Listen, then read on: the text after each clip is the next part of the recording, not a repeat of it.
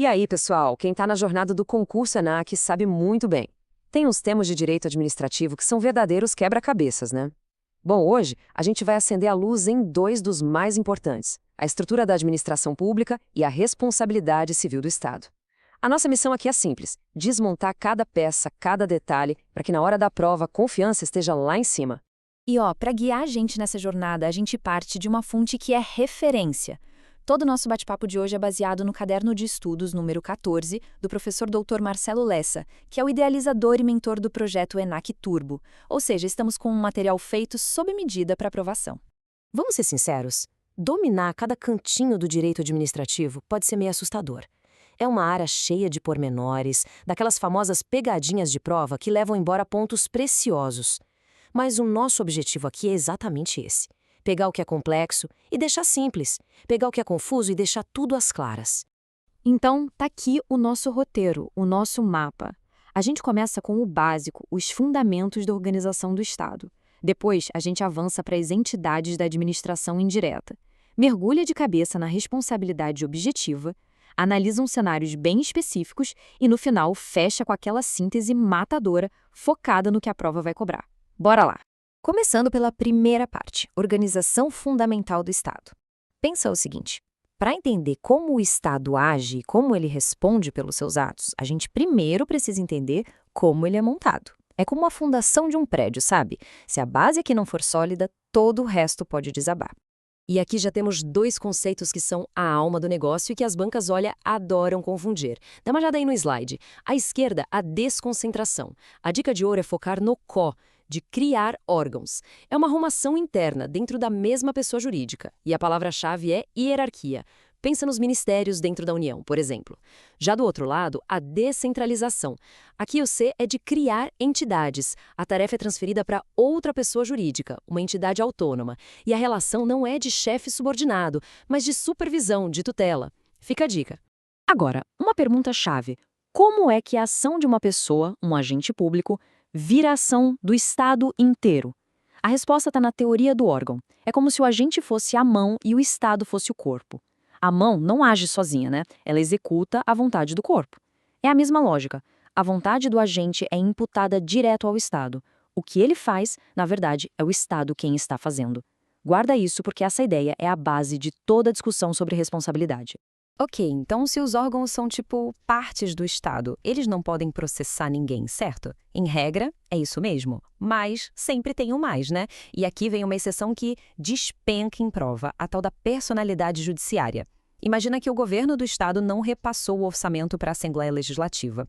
A mesa diretora da Assembleia, que é um órgão de cúpula, pode sim entrar na Justiça para garantir esse repasse, ou seja, para defender suas próprias prerrogativas. É uma capacidade processual bem limitada, mas super importante e que está lá na súmula 525 do STJ. Parte 2. Entidades da administração indireta. A gente falou da descentralização, aquela técnica que cria novas entidades. Lembra? Pois é. Agora vamos conhecer quem são esses braços estendidos do Estado, as entidades que formam a administração indireta. Atenção máxima aqui, gente, porque esse é o tipo de coisa que a prova adora. É o princípio da reserva legal, lá no artigo 37. Olha só como a lei age de jeitos diferentes. Para as autarquias, a lei cria. Publicou a lei, a autarquia já existe, ponto.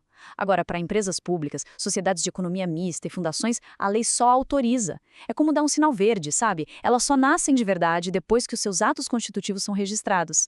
Essa diferença entre criada e autorizada é crucial. Anota, grifa, faz um post-it, mas não esquece. Essa tabela aqui, olha, é ouro puro para a hora da prova. Vamos comparar a empresa pública, a EP, com a sociedade de economia mista, a SEM. Capital da EP, 100% público. Da SEM, misto, mas com o Estado no controle. Forma societária, a EP é mais flexível, mas a SEM é sempre sociedade anônima. Agora, a grande armadilha, o ponto que derruba muita gente boa, está no foro. Uma EP federal, como a Caixa, é julgada onde? Na Justiça Federal, lógico. Mas uma SEM federal, tipo o Banco do Brasil ou a Petrobras, vai para a Justiça Estadual. Parece contraintuitivo, né? E é exatamente por isso que cai tanto. Está na súmula 556 do STF. Isso tem que estar na ponta da língua, de verdade. Alerta de pegadinha clássica. A OAB, a Ordem dos Advogados do Brasil, até parece uma autarquia, tem toda a pinta, mas não é. O STF já bateu o martelo e disse que ela é uma entidade sui generis, uma categoria só dela. E o que isso significa na prática? Que ela não precisa prestar contas ao TCU e nem fazer concurso público para contratar pessoal. É uma exceção importantíssima que a banca ama cobrar. Fica de olho. Chegamos ao coração do nosso encontro de hoje. Responsabilidade civil objetiva. Afinal, quando e como o Estado tem que pagar a conta pelos danos que causa. A regra geral no Brasil é a teoria do risco administrativo. E o que isso quer dizer em bom português? Que o Estado assume o risco da sua própria atividade. Se um agente público agindo em nome do Estado causa um dano a alguém, o Estado tem que indenizar, sem precisar ficar discutindo se o agente teve culpa ou não. Pensa numa ambulância do SAMU que, numa emergência, passa no sinal vermelho e bate num carro. A pessoa que teve o carro batido só precisa provar 3 coisinhas: a conduta, o dano e o nexo entre os dois. A discussão sobre a culpa do motorista fica para depois. E essa responsabilidade, olha, vai longe. O STF, lá no tema 130, decidiu que essa responsabilidade objetiva também vale para danos causados a pessoas que nem são usuários do serviço. O exemplo clássico que o professor Lessa sempre cita é o do pedestre. Ele não está usando o serviço de transporte, mas é atropelado por um ônibus de uma concessionária. A empresa e o Estado respondem objetivamente. Mas calma lá. A regra do risco administrativo não é um cheque em branco. Se a culpa for exclusiva da vítima, imagina alguém que se joga de propósito na frente do veículo público. Aí o Estado não responde. Existem as excludentes. Agora, a exceção da exceção é a teoria do risco integral. Aqui a conversa é outra. Não tem desculpa, não tem excludente, o Estado responde e ponto final. E quando isso se aplica? Nas situações mais extremas que a lei prevê, dano nuclear, terrorismo em avião, dano ambiental, nessas hipóteses, a responsabilidade é absoluta.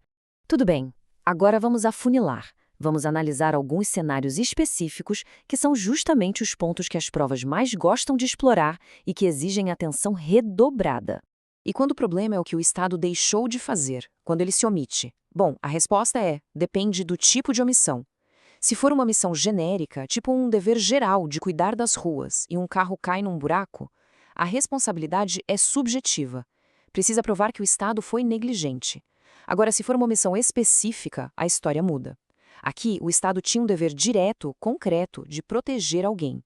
O exemplo mais forte é o do preso sob custódia. Se esse preso morre dentro da cela, o Estado era o garantidor da vida dele. Aí a responsabilidade vira objetiva. Simples assim. E chegamos num ponto que é pura estratégia de prova. A teoria da dupla garantia, do tema 940 do STF. Por que dupla? Porque ela protege 2 lados ao mesmo tempo. A primeira garantia é para a vítima. Ela pode processar direto o Estado que, convenhamos, tem como pagar a indenização. A segunda garantia é para o agente público. Ele fica blindado, protegido de ser processado diretamente pela vítima. Ele só vai responder, lá na frente, para o próprio Estado, numa ação de regresso, e só se ficar provado que ele agiu com dolo ou culpa. É um sistema muito inteligente, que equilibra o jogo. E como essa teoria se aplica aos cartórios? Um tema quentíssimo para o ENAC. O tema 777 do STF deixou tudo muito claro. Se a pessoa sofreu um dano por causa de um cartório, ela processa diretamente o Estado. A responsabilidade do Estado é primária e objetiva. O tabelião, ele nem entra como réu nessa primeira ação. Só depois que o Estado paga a vítima é que ele pode entrar com uma ação de regresso contra o tabelião. E nessa segunda ação, aí sim, a responsabilidade do tabelião vai ser subjetiva. Ufa, chegamos na reta final. Agora é o momento de amarrar tudo que a gente viu. Vamos para a nossa síntese de ouro com aqueles pontos que precisam estar brilhando na memória no dia da prova. Foco total aqui, hein? Revisão relâmpago. Organização, desconcentração cria órgãos. É interno, tem hierarquia. Descentralização cria entidades. É externo, tem supervisão.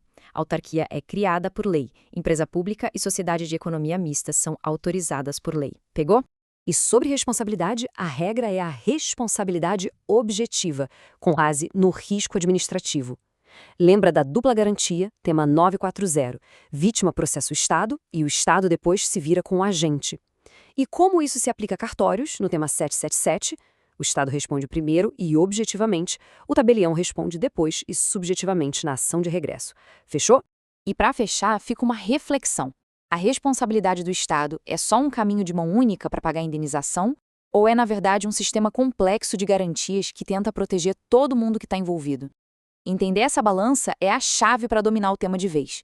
Esse conteúdo foi produzido a partir do material do projeto ENAC Turbo, sob autoria e orientação do professor Dr. Marcelo Lessa. Se esse conteúdo te ajudou, não esquece de se inscrever no canal e ativar o sininho das notificações. Assim o YouTube te avisa imediatamente assim que o próximo resumo for liberado. Até a próxima!